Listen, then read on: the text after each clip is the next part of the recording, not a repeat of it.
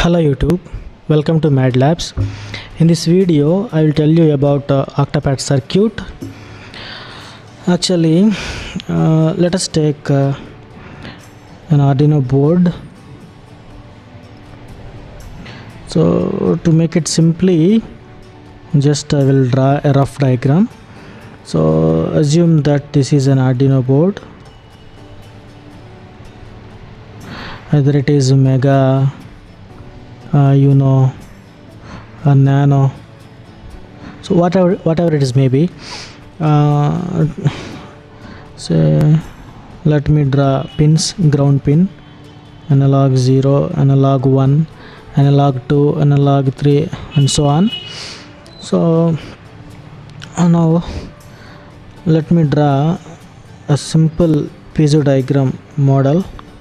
So this is the positive terminal, this is negative terminal, and let us discuss this circuit with a simple circuit. Say we will take one piezo, then it will be very clear to understand the circuit, working of the circuit. So next connect a positive pin to analog 1, analog 0, then connect a ground pin to negative terminal.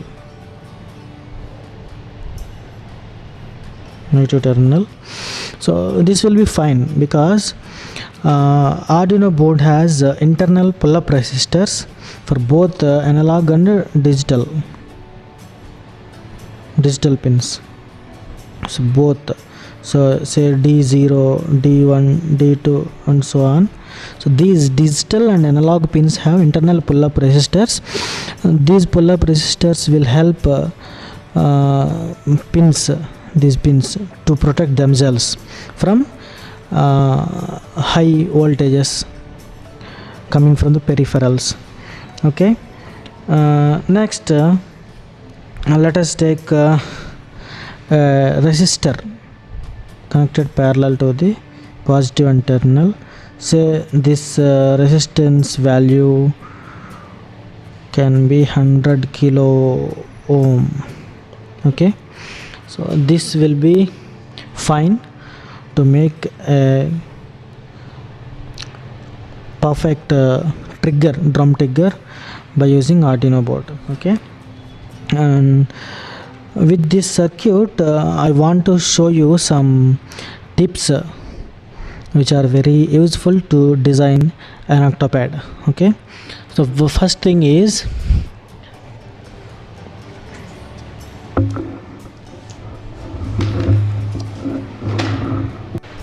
so let us take my Octopad an example. So in this video I will show you some tips. So always use flexible wires to solder the piezo plates. Let me show you which type of wires you can use to solder piezos. So you can use this type of wires. So I will show you clearly. These are the wires, very teeny wires. So these are very flexible, and always prefer very thin wires to solder piezos and make connections neat and avoid short circuits. So always maintain proper circuits, proper soldering like this. So do not short circuit, and then always use a soft rubber sheet. So and a soft rubber sheet. The rubber sheet will be very soft. So needs to be very soft because the stick needs to bounce to play drum rolls. Okay, so if I hit like this, the stick needs to be bounce, has to be bounce. So always use soft and some thick rubber sheets. Okay, then never use too thick wires like these wires are not at all allowed to design an octopad, because these type of wires can draw too much current from the Arduino board or USB port. So avoid these type of wires to solder piezo transducers. And then next, never stick piezo plates with super glues. So do not use Fevikwik or Anabond or any type of super glues. So I recommend a two-side tape. I recommend two-side tape. This is very fine to stick piezos to the rubber sheet. So this will avoid some noises generated by the drum triggering. Okay, so I prefer two-side tape to stick piezos. And then use Arduino Mega if you want more drums. So as I said in the before videos, Arduino Mega has 16 analog inputs, so it can help us to connect 16 drums at a time to a single board, so that we can have 16 drums at a glance. Okay, and then never use delay part, means delay milliseconds, delay 10 seconds, such type of codes. Never use delay part in the sketch, so it causes delay in drumming. Okay, avoid channel number. It means MIDI begin 10, MIDI begin 11, MIDI begin 8. So many people are using the code MIDI begin. So this is the preferred one, MIDI begin. So this is channel off. Now this part will help digital audio workstation to read notes from all channels. Okay, omni channel, this is the preferable. So do not assign 1 0 1 2 3 9. So don't do this type of coding. So always use MIDI begin, open brace, close brace, leave it empty, then it can read from all channels. Okay, and then specify note number in code for every pad. So you need to define MIDI send note on, say 48. So this will send a MIDI note of 48 note. So this will be very clear and very straightforward. Okay, and then specify delete unused code parts.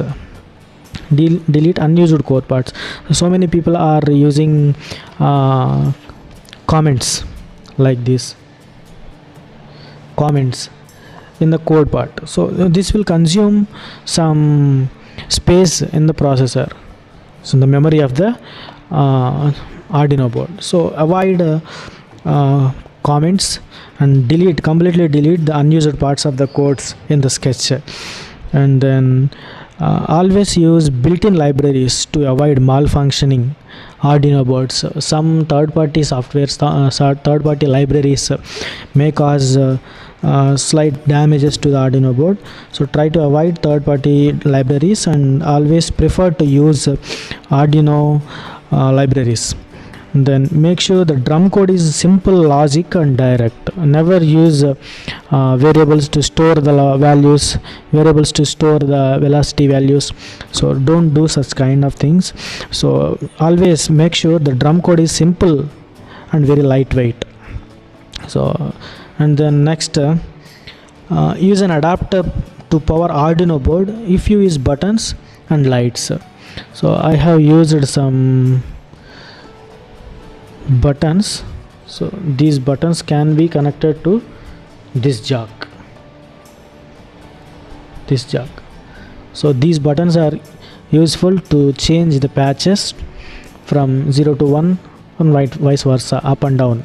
This jack, I have attached a jack.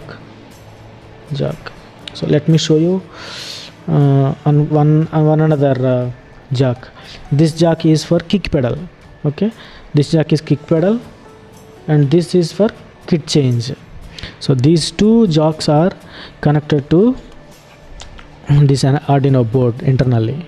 Okay, so if you want to use some buttons like program change buttons, bank change buttons, and some power on off different buttons, try to connect a power adapter to the power jack of the Arduino board, this jack.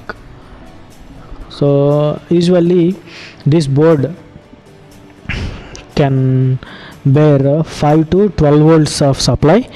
So it is better to use a 12 volts power adapter to power this Arduino board if you want to use extra lights and extra buttons with this pad. So next, if you have any doubts, please comment them regarding this pad. So if you have any doubts, please comment them. I will address them in the next video. And so this is the video for the day. So thank you. So please subscribe this channel for more videos and touch the bell icon and get notified. Thank you.